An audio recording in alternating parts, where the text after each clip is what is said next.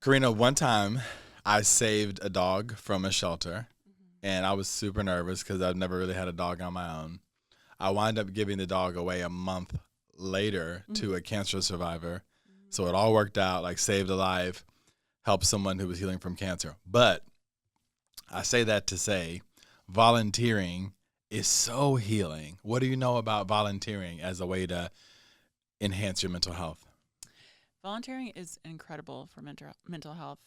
I would highly suggest, even if you don't feel like you have time or the energy, you're energized by giving back. And it's one of the, I would say, a pillar of our life that we should be doing. Obviously, we do a lot of work in the nonprofit side around mental health, or, Bobby and I, we're not huge like holiday people. Um, so, for Christmas, we'll go to a food kitchen and serve others and hang out, and back to that conversation and community, and like opening up conversations with people that are there and giving your time. It's really, in this world, we're all just walking each other through. And the more that you can connect and give back, I think is one of the best things you can do in your life. Yeah, it evokes empathy, right? Yeah. And then you don't focus so much on your heart palpitations or your whatever. I've never been in a food kitchen with anxiety. Yeah. I'm talking to people and engaging and like really having empathy. And how can I help you? And I think that's a lot in the work that we do here is, how can I help you? How can we normalize this conversation? How can we all hold each other's hand?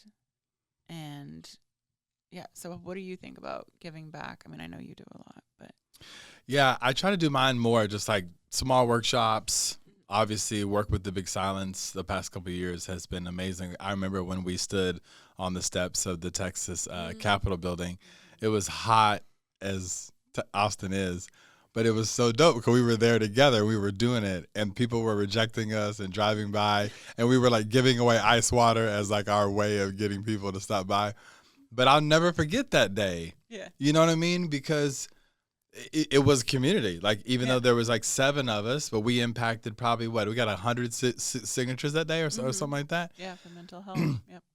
And it's really cool, yeah, for mental health funding. So it was just cool to see that you can do that. But anyway, the story there is like whether you're at an animal shelter or it's for women's rights or whatever cause that's important to you, I think it's always important to work on something bigger than yourself.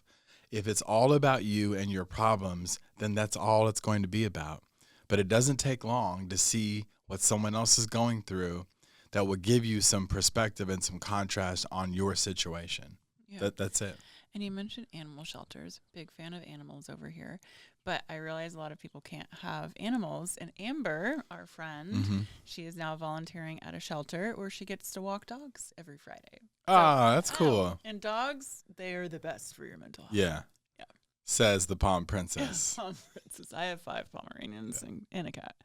And probably more animals that I don't know about on this property. But yes. So, different ways to go and give back.